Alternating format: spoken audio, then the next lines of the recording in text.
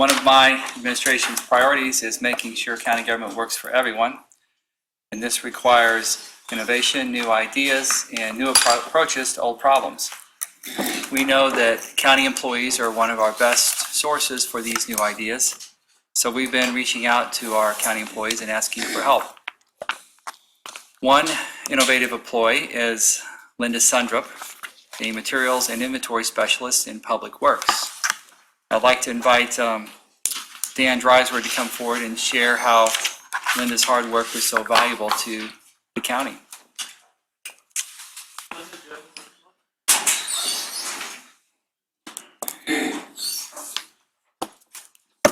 Thank you, County Executive Page. I wanted to take tonight to introduce Linda Sundrup and her manager, Joe Hunt. Linda's been with the Facilities Public Works Group since 2014. Linda is one of the most inquisitive and resourceful and stubborn people that we have in our group.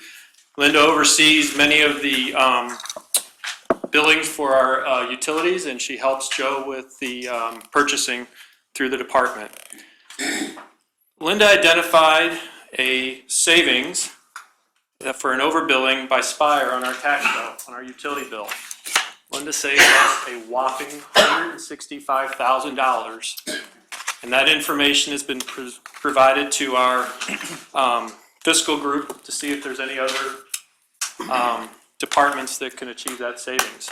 And it's for this I thank you. Joe, I thank you for letting Linda have the freedom to research this and investigate it. So thank you guys very, very much. I know the county appreciates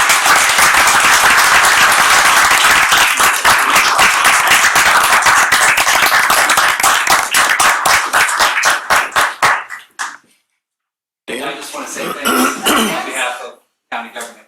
Thank you. Thank you for your diligence. This is exactly what we hope to see from our county employees. Excellent. Thank you for doing it. Great example for everyone, for all of us.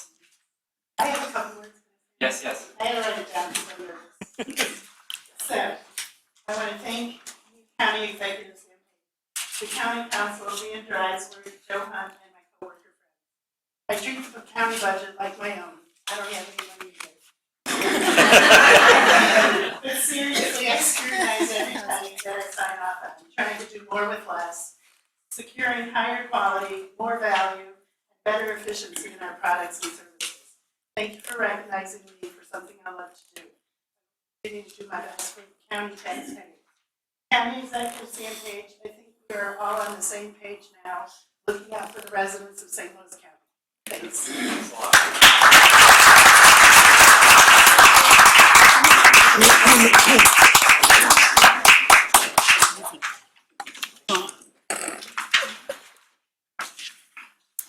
Have special merit raises you could give for stuff like that. Wow. Mr. County Executive? Yes. Do we still have special merit raises for things like that? Merit raises are part of our budget discussion, I believe. No, that is special something. merit raises. We used to. For one-time events. Yeah. Thank you, Linda, for your diligence. And now I'd like to take a few minutes to talk about the one issue that's been on everybody's mind this week, and that's public safety. And despite the work of our police officers, our county police officers, there's still too much crime. Illegal guns are rampant. Callousness towards the value of human life is widespread. And although criminal justice reform has made big strides forward, the system still doesn't always work for everyone. Over the weekend, a young man from the city of St. Louis died after being shot by a Richmond Heights police officer. The St. Louis County Police Department was not involved in this shooting, but our department will work with the medical examiner and the prosecuting attorney to complete an independent investigation. I've been in frequent contact with Chief Belmar over the weekend, and I know Mr. Bell was on the scene as well. The police department's investigation will be thorough and will involve talking to witnesses and reviewing over 160 camera videos. I've been assured that the police department will be as forthcoming as possible with the public about what's happened. We've been told so far that Terry Tillman was seen in the Galleria with a loaded pistol with an extended magazine. After being confronted by a Richmond Heights police officer in the store, he fled and died across the street from the mall. Every death of a young person is a tragedy. There's no easy way through losing someone you love, and I'm sure that Mr. Tillman's family is hurting this evening. Police leaders met with Mr. Tillman's family several times this weekend and will continue to keep them informed as the situation proceeds. We as a community must acknowledge how Mr. Tillman's family feels, and we also must seek to prevent such a tragedy from occurring in the future. The death of a young person after an interaction with police is all the more challenging. Officer-involved shootings tear at the fabric of our community. Whether an officer shoots a citizen or a citizen shoots an officer. No matter what the facts are, the division between police and the people they serve to protect is stressed even more. It's now incumbent on all of us to identify new ways to bridge those divides and rebuild relationships. And while we seek to do what we can, we must also be mindful that crime continues to be a regional challenge.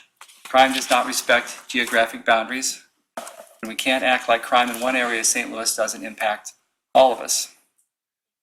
Consider this week's death. Mr. Tillman grew up in the city and was living there this week until he took an Uber to the Galleria in Richmond Heights. He appears to have run from the Galleria from Richmond Heights to Clayton, where he was shot by a Richmond Heights police officer. Although it didn't involve county police or unincorporated St. Louis County, the county police department is involved in the investigation. But let's be absolutely clear. This isn't a St. Louis City problem, Clayton problem, a Richmond Heights problem. It's a St. Louis problem. It's a regional problem that affects all of us. It's something our entire region has to address. Another aspect of this regional conversation about crime is public safety on Metrolink. Metrolink is an important asset for St. Louis, but it's only valuable if our people believe it's safe enough to ride on it. And unfortunately, only those of us in St. Louis, in the city and the county, seem to care very much about making Metrolink safe. St. Clair County may run by state now, but public safety in St. Louis is too important to leave in their hands. Thankfully, crime on Metrolink is not as bad as it could be, but a video emerged this week of bi-state security guards pulling a gun on someone. That video confirms what we all seem to know to be true. Bi-state security needs more training, more professionalism, and a new approach. The 8 of us at this table must now work together to explore new, creative ways to find and oversee security on the Metrolink. That exploration is opportune right now because Bi-State's 2020 budget is before the council. And I encourage you to approach that budget with public safety in mind. To empower you in that process, I've invited the security consultants from WSP to brief the County Council about a system-wide security assessment of Metrolink. That assessment was initiated by the East-West Gateway Council of Governments, and I expect Jim Wild from that organization to join here as well. And that briefing will take place next Tuesday afternoon. Thank you, Ernie. Thank you.